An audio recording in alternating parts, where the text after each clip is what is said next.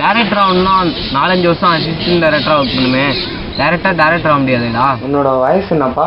17 sir. 17 வயசுக்கு மேலே தான் இங்கே இது பார்ட்டிசிபேட் பண்ணலான்னு இருக்கு. என்னதே சேர்த்துப்பாங்களான்னு டவுட்டு. சரி,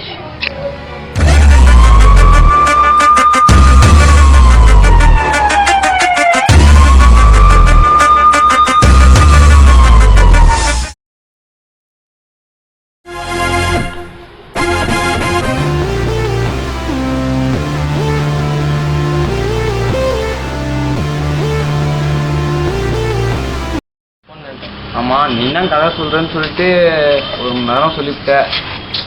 நான் பாதிலே தூங்கிட்டேன்டா. அடா பாவி, வந்துட்டு அப்பயே கேட்கணும்னு நினச்சேன். என்ன புதுசாக படிக்கணும்னு எடுத்து வந்துருக்கா?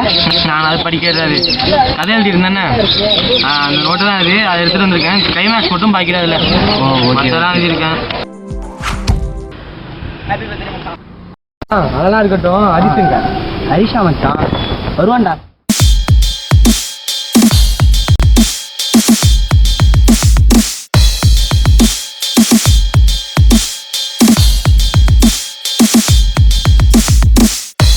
கற்றுக்கு காலேஜ் முடிச்சதுக்கப்புறம் இங்கே சினிமா பக்கம் வாங்கிட்டான்.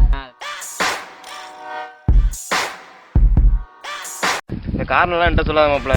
அடுத்த வாட்டி எனக்கு கதை வந்தாதான் வண்டி வரும் உனக்கு.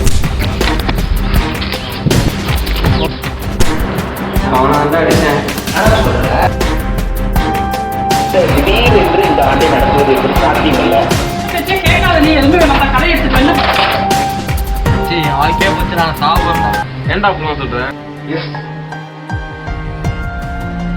என்னடா டேரக்டர் அவங்க ஆசைப்பட்டேன், அதுக்குள்ளே ஏதாச்சும் ஒன்று செஞ்சியா?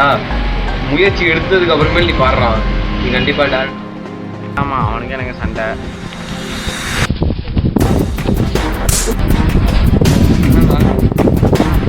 மச்சான், இது பார்த்தா ராம மாதிரியே இருக்கு, குழம்பு ராம விழுந்த மாதிரியே இருக்கு மச்சான். உனக்கும்டா நல்ல விஷயமா தான் தெரியுது, இருந்தாலும் கொஞ்சம் ரிஸ்க் மாதிரி தெரியுது. படம் எடுக்க புரியாம என்னது விஷயம் அது? நீ ஆசைப்படுறதையும் நடக்க விட மாட்டேன். நான் சும்மா ஆசை வச்சுட்டேன், போட்டா வேணாமா? பாடத்தை படி, படத்தை முடி. Just the beginning. I'm waiting.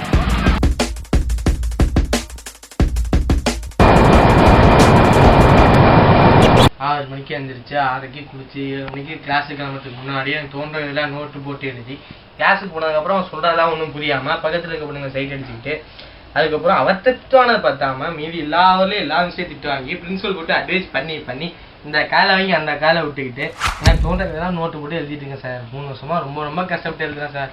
சின்ன மகிழ்ச்சி.